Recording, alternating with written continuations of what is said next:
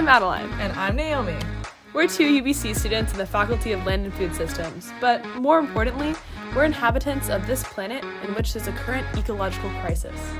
Today we're going to be talking about the ecological impact of old-growth logging in the Fairy Creek watershed in BC, Canada. So, what is Fairy Creek? Thank you for asking, Adeline. Fairy Creek is an area of old-growth forest in British Columbia, Canada, located northeast of Port Renfrew on the territory of the Pacheedaht Nation. The term Fairy Creek is often used in reference to a larger area under threat of logging, including the Hoyat and Ditchidat territory, as well as the Pacheedaht. This area is the last unlogged old-growth valley in British Columbia outside of national parks. Logging companies are actively trying to clear-cut the forests in Fairy Creek and surrounding areas, and hundreds of people are on the front lines of one of the largest acts of civil disobedience in the history of Canada, using their physical bodies to occupy the forest in order to stop the destruction of these precious ecosystems. We spoke to two individuals who participated in the Fairy Creek protests about their experiences there and what they observed about how human industry and clear-cutting impacts forest ecosystems. Okay, cool. Hi, I'm Olivia. I've been to Fairy Creek 3 times. About a month ago was my last trip. I'm a UBC student in the Faculty of Forestry studying conservation. This is the part where we admit that we were a little too excited to talk to Rhiannon about ecology and may have forgotten to ask her to say what her name was. But Rhiannon is from North Vancouver and is studying environment and sustainability at UBC. To understand the importance of defending Fairy Creek and old-growth forests around the world, it is important to address what is old growth. Young and old forests vary greatly in their species composition, ecological interactions, and abiotic characteristics. Early succession forests that have recently been disturbed by events such as wildfires or logging experience much higher intensities of sunlight, are home to higher productivity plant species like herbs and shrubs, and they're extremely biodiverse. There are a few key concepts for this topic: succession and disturbance. Succession is defined as the change in species composition over time resulting from both biotic and abiotic factors. In other words, it's how an ecological community grows and responds after some sort of disruption or disturbance. A disturbance is anything that removes biomass. It can be many things, ranging from natural disturbances such as wildfires and floods to human-induced disturbances such as oil spills or clearing forests for agricultural use. Disturbances also range in scale, from a gopher digging holes in the ground to a tree getting struck by lightning to a nuclear explosion. We should make it clear that natural disturbance occurs in ecosystems without human imposition, but there's a big difference between natural disturbances and mass-scale logging. Can you speak at all to the differences you've either witnessed or learned about between these human-imposed disturbances versus natural disturbances that would naturally happen in an old-growth forest ecosystem? I think that when it comes to natural ecosystems, obviously you're gonna see forests disturbed by fire, flood, solitary lightning strikes that take a tree down, just a tree falling on its own from old age and damage and stuff. But when you have humans taking massive chainsaws and pulling out trees so big, 4 people couldn't wrap their arms around them, and they're just freshly cut, in the hundreds, that's never something you're going to see naturally. That is completely something we're doing for monetary gain outside of what nature would have intended for those forests in the first place.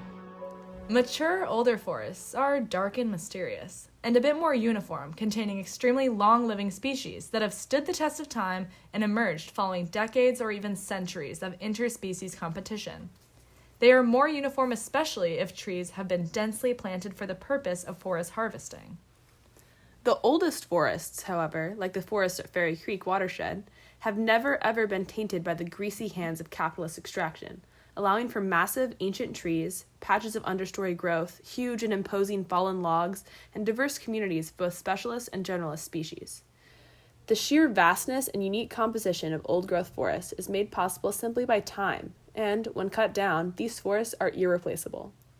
Yeah, and that's not serious only for the species living there, but for human things like what we want to do, eating, surviving. Contrary to what you might think, loads of fallen and standing dead trees actually provide an incredible life-giving force, as they can build extremely rich soil, provide stable and vital carbon storage, and detritus is actually the largest nitrogen pool as nutrients are cycled. Yeah. Rhiannon mentioned how much protesters felt that importance and irreplaceability on the front lines. It was part of the whole movement. Like when the police were walking, some of the protesters or people there would read books about the importance of the forests to the police, and you kind of hear these things of all the tiny little details and how even one tiny movement of something, it really affects just how diverse and how important that is to just our environment, our life, our healthy oxygen we breathe, our food, and really just everything with climate change is so tied into it. It's definitely terrifying to think of how just one logging company can have irreparable and detrimental effects on human survival, not to mention all of the companies that logged other now gone old-growth areas before Fairy Creek. Definitely. If we can find it in our hearts to care about species other than humans, though, there are so many amazing species like caribou, flycatchers, seabirds, and so many more that all rely on old-growth forest habitat. Rhiannon said so many people at the camp saw bears and owls. She and Olivia both mentioned a really rare species of specklebelly lichen. Yeah, that lichen, like many species found in threatened old-growth forests, is endangered, but Teal Jones still aims to cut down the ancient yellow cedars, fir, and hemlock trees that support it. We've been mentioning this topic a lot, and Teal Jones. Let's discuss. What is clear-cut logging? Great question. So, logging practices to harvest timber and other natural resources found in forest ecosystems range widely in the terms of their ecological impact. Clear-cutting is one method of logging in which all trees in an area larger than 1 hectare are removed. Essentially, clear-cutting is a large human disturbance, cutting down and removing all the trees from an area.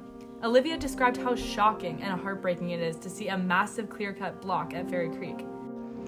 I've seen the cut blocks myself and heard the chainsaws, heard trees falling myself, and when you see that, you know that there's barely anything left living on that land. You've taken away the habitat, you've taken away just the entire ecosystem when you clear cut a forest like that, something so old and so well developed. It's hard to reconcile how we've gotten to a point as humans where we're emotionally able to do such a thing. I agree. Loggers argue that this reduces wildfire risk and allows new trees to grow more rapidly with access to more sunlight after clear-cutting happens in a block. However, there are some pretty extensive trickle-down consequences of clear-cutting. In addition to disrupting delicate ecosystems and their complex interspecies relationships, clear-cutting initiates mass-scale soil erosion, which leads to landslides and can complicate further succession in the area, causing more disturbance and making it more difficult for an ecosystem to recover. As we said, it's impossible for a forest to return to old-growth level health after it's been clear-cut, and even centuries down the line, if that's able to happen, it's probably far too late for human survival at the rate at which climate change is progressing. Yeah, and although more sustainable forestry practices exist, many dominant logging companies such as Teal Jones and Fairy Creek continue to rely on clear-cutting forests as their main method of harvesting, due to its ease and economic efficiency. That it's happening to such vital old growth is also just why it's so troubling right now. I'm gonna say it, all of this sounds pretty dim. What the hell is the provincial government doing? Well, the settler colonial government of what is now called Canada sees these trees as a resource to be extracted and little more than that.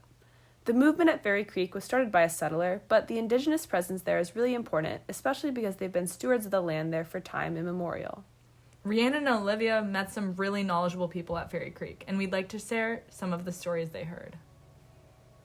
It's 7 generations of knowledge passed down on this particular land.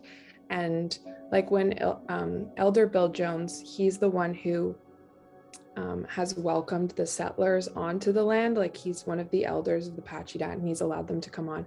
I briefly met him in a weird random, he came into camp one day and sat down and was talking about his stories of hunting in these lands, and his father teaching him how to hunt and how to hide through the shallower bushes of the old growth, and how to all these different things. They have roots in these very specific lands, and they have so much knowledge that is just orally passed on I've heard stories myself from Elder Bill Jones, the Apache Elder, who's currently holding the front of Indigenous leadership at Fairy Creek.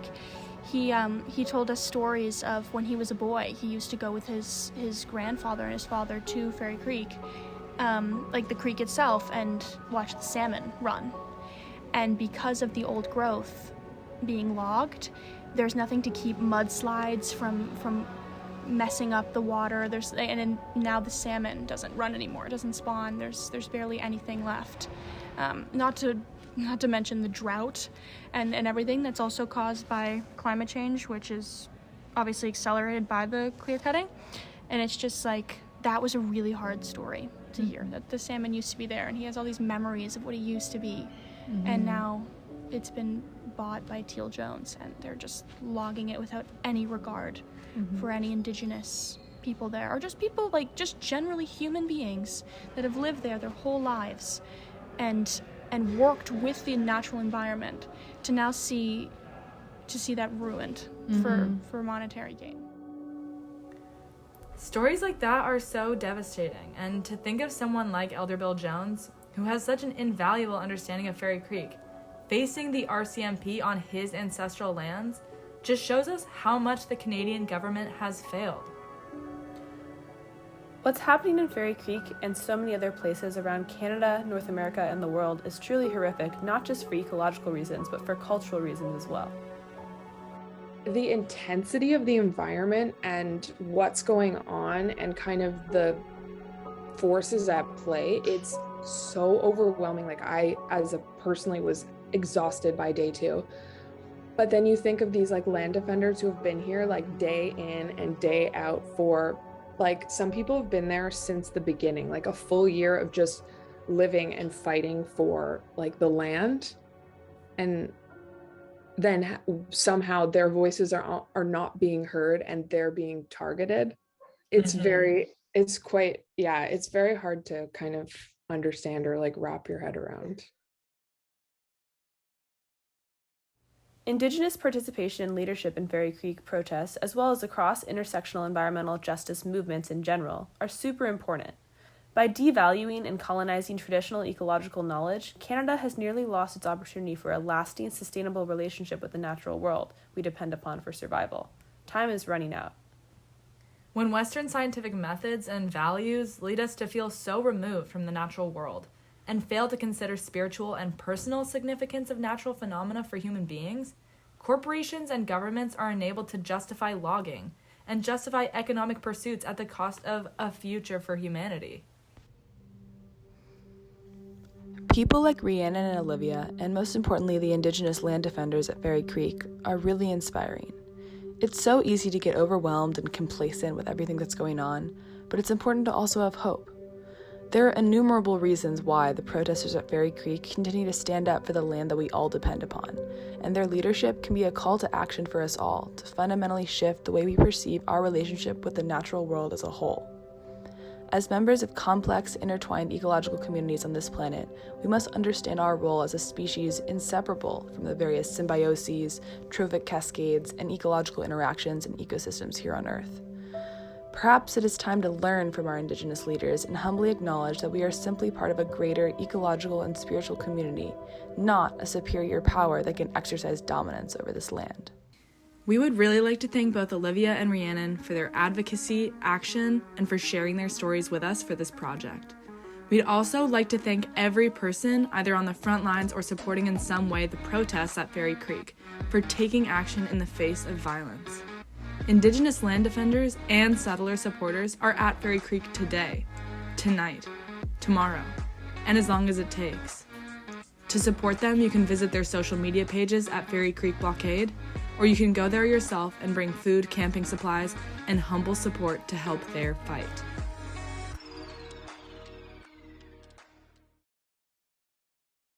I don't want to incriminate myself. However, I'm not going to say I've been in them, but I can say that I have seen the clear cuts that have happened at Fairy Creek. And obviously, when you clear cut any forest, you're fucking... Oh, I can't say the F word. Sorry. School.